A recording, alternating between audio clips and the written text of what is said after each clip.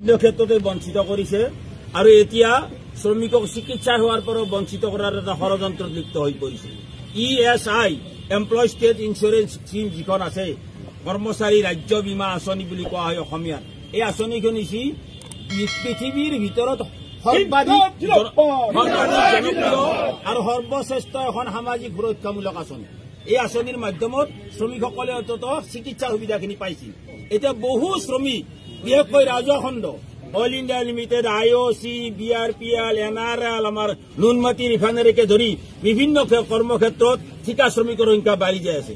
ঠিকা শ্ৰমিকে সামান্য পৰিমাণে আন্দোলন কৰি দৰমহাকেইটা বঢ়াই লৈছে আৰু এই ফলত এতিয়া 21,000 সীমা ক্ৰছ হোৱাৰ লগে লগে তেওঁলোকক ESIৰ পৰা বঞ্চিত কৰা হৈছে আৰু ইয়াৰ ফলত হাজাৰ হাজাৰ শ্ৰমিকে ESIৰ সুবিধাৰ পৰা বঞ্চিত হৈছে। অকল সেয়াই নহয়, অসমত অসংগঠিত খণ্ডত কাম কৰা শ্ৰমিক আছে 85 লাখ।